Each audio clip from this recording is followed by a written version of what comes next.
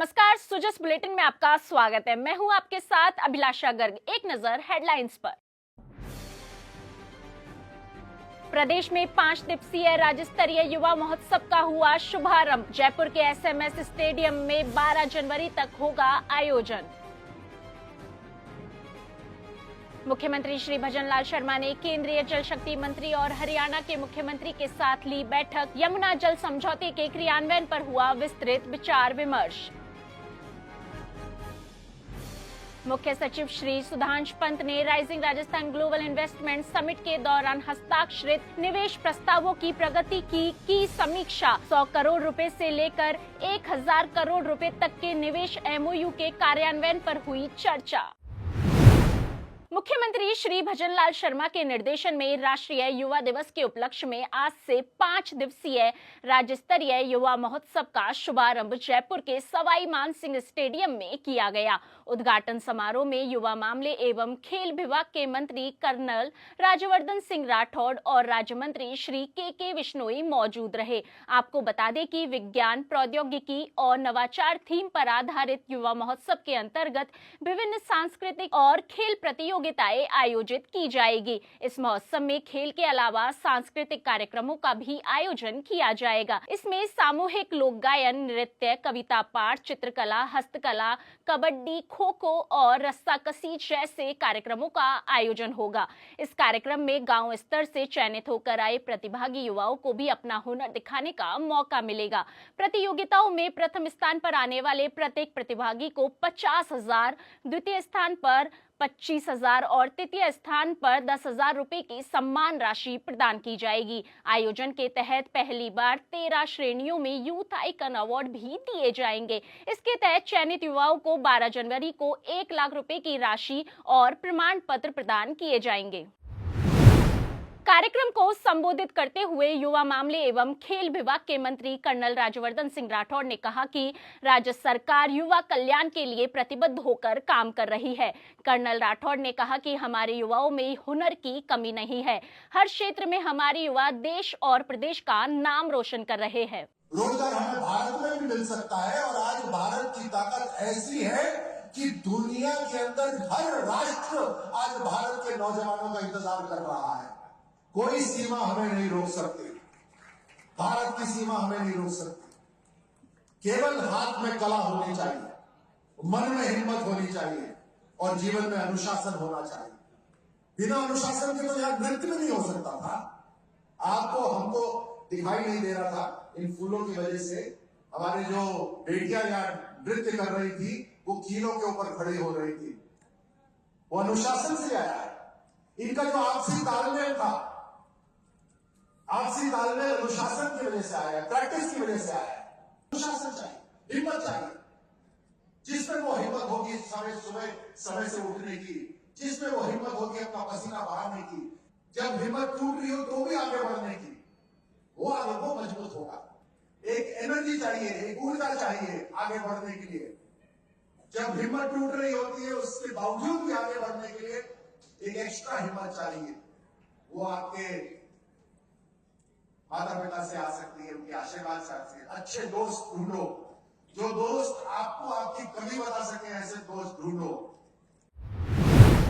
राज्य मंत्री श्री के विश्नोई ने अपने संबोधन में कहा, प्रधानमंत्री और मुख्यमंत्री के कुशल मार्गदर्शन में प्रदेश में युवा प्रोत्साहन के लिए हर संभव प्रयास किए जा रहे हैं। इसी क्रम में आयोजित यह युवा महोत्सव प्रतिभाओं को अपना हुनर दिखाने का अवसर देगा। प्रदेश के युवाओं के उत्थान में राज्य स्तरीय युवा महोत्सव मील का पत्थर साबित होगा। इससे पहले कल मुख्यमंत्री श्री भजनलाल शर्मा ने दिल्ली में केंद्रीय जल शक्ति मंत्री श्री CR पाटिल और हरियाणा के मुख्यमंत्री श्री नायब सैनी के साथ महत्वपूर्ण बैठक की। मुख्यमंत्री श्री भजनलाल शर्मा ने कहा कि राजस्थान के शेखावाटी अंचल के किसानों को जल्द ही यमुना जल का लाभ मिलेगा। श्री शर्मा ने कहा कि इस जल समझौते की जल्द क्रियान्विति के लिए दोनों राज्यों के अधिकारियों की एक ज्वाइंट टास्क फोर्स बनाई जाएगी जो DPR पर काम करेगी। मुख्यमंत्री ने कहा कि यमुना जल समझौता दोनों राज्यों के लिए बहुत अच्छा समझौता है। राजस्थान का शेखावाटी शेखावाटी अंचल लंबे समय से यमुना जल का इंतजार कर रहा है। अब वो इंतजार जल्द ही खत्म होने जा रहा है और जल्द ही अधिकारियों की जॉइंट टास्क फोर्स डीपीआर का काम शुरू करेगी। इस अवसर पर मुख्यमंत्री श्री शर्मा ने केंद्रीय जल शक्ति मंत्री का आभार प्रकट करते हुए कहा कि प्रधानमंत्री श्री नरेंद्र मोदी की अगुवाई में केंद्रीय मंत्रालय द्वारा जिस तरह जल जीवन मिशन और नदियों से जोड़ने का काम किया है, उससे राजस्थान सहित पूरे देश में पानी की कमी नहीं रहेगी। हरियाणा के मुख्यमंत्री श्री नायब सैनी ने मीडिया को बताया कि हरियाणा में जो अतिरिक्त पानी है वह राजस्थान को मिले, यह एक सकारात्मक पहल है। मुख्यमंत्री ने कहा कि निश्चित तौर पर यमुना जल समझौता राजस्थान के शेखावाटी अंचल में पर्याप्त जल उपलब्धता की दिशा में ऐतिहासिक कदम सिद्ध होगा और संयुक्त कार्यबल का गठन कर डीपीआर बनाए जाने के बाद इस क्षेत्र में जल की समस्या के स्थायी समाधान का मार्ग प्रशस्त होगा। बढ़ते हैं आगे। मुख्यमंत्री श्री भजनलाल शर्मा ने कहा कि युवाओं के प्रति संवेदनशीलता और तत्परता के साथ लिए जा रहे निर्णय युवाओं के सरकारी नौकरी के सपनों को पूरा करने में कारगर सिद्ध हो रहे हैं। प्रदेश में सरकार की ओर से पारदर्शिता के साथ भर्ती परीक्षाओं के आयोजन से लेकर समय पर नियुक्तियां दी जा रही है। नववर्ष की शुरुआत से पहले ही लगभग 81,000 सरकारी नौकरियों के लिए वर्ष 2025 में होने वाली परीक्षाओं का कैलेंडर जारी किया गया है। साथ ही इसी माह में लगभग 13,500 युवाओं को नियुक्ति पत्र दिए जाएंगे। राज्य सरकार की ओर से कार्यकाल के पहले ही वर्ष में लगभग 47,000 पदों पर युवाओं को नियुक्तियों की सौगात दी गई है। इसी तरह लगभग 15,000 पदों के लिए पूर्ण पारदर्शिता के साथ आयोजित की जा चुकी परीक्षाओं के परिणाम भी शीघ्र जारी किए जाएंगे। राज्य के युवाओं को मैं भरोसा दिलाता हूं कि उनके सपने को पूरा करने के लिए हमारी सरकार कोई कोर कसर नहीं छोड़ेगी। हमने पूरा कैलेंडर जारी किया है, 81,000 वैकेंसियों का कैलेंडर जारी किया।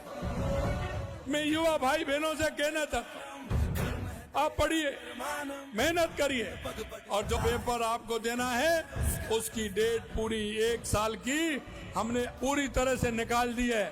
आपकी मेहनत निश्चित रूप से रंग लाएगी।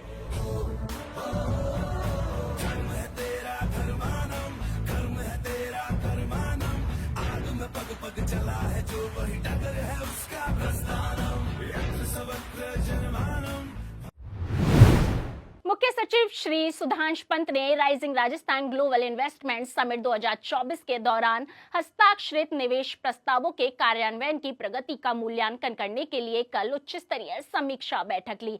बैठक में 100 करोड़ रुपए से 1,000 करोड़ रुपए तक के निवेश एमओयू पर ध्यान केंद्रित किया गया। समीक्षा बैठक के निवेश सम्मेलन के दौरान हस्ताक्षरित प्रस्तावों के सुचारू क्रियान्वयन के लिए मुख्यमंत्री श्री भजनलाल शर्मा की देखरेख में तैयार की गई 3 स्तरीय निगरानी संरचना का महत्वपूर्ण हिस्सा है। महत्वपूर्ण बात यह है कि हस्ताक्षरित निवेश प्रस्तावों के लिए वर्गीकरण प्रणाली भी शुरू की गई है, जिसमें निवेशकों द्वारा व्यक्त की गई प्रतिबद्धता और रुचि के स्तर के आधार पर एमओयू को ए, बी और सी श्रेणियों में विभाजित किया गया है। जिन निवेशकों ने सबसे अधिक रुचि और प्रतिबद्धता दिखाई है उन्हें ए श्रेणी में रखा गया है। इसी प्रकार बी और सी श्रेणी बनाई गई है। मुख्य सचिव ने अधिकारियों को ए श्रेणी के निवेशकों को प्राथमिकता देने और उनकी परियोजना की ग्राउंड और कार्यान्वयन के लिए समर्पित कदम उठाने के निर्देश दिए हैं। बी स्तर और सी स्तर के निवेशकों को भी उनके निवेश प्रस्ताव और प्रतिबद्धता के अनुसार उचित ध्यान दिया जाएगा।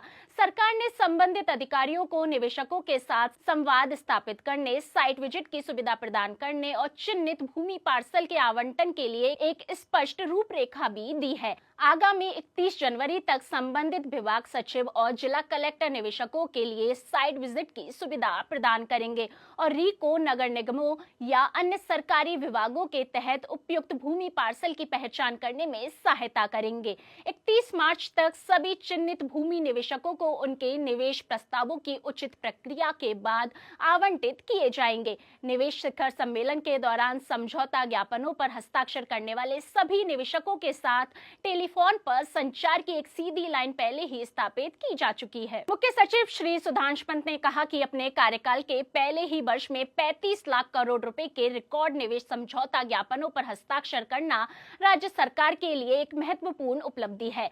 सभी विभागों के लिए निकट समन्वय में कार्य करना, ए श्रेणी निवेशकों की पहचान करना और यह सुनिश्चित करना कि उनके प्रस्तावों को सभी चरणों में कुशलतापूर्वक लागू किया जाए। सो जिस बुलेटिन में फिलहाल के लिए इतना ही, फिर होगी आपसे मुलाकात, तब तक के लिए नमस्कार।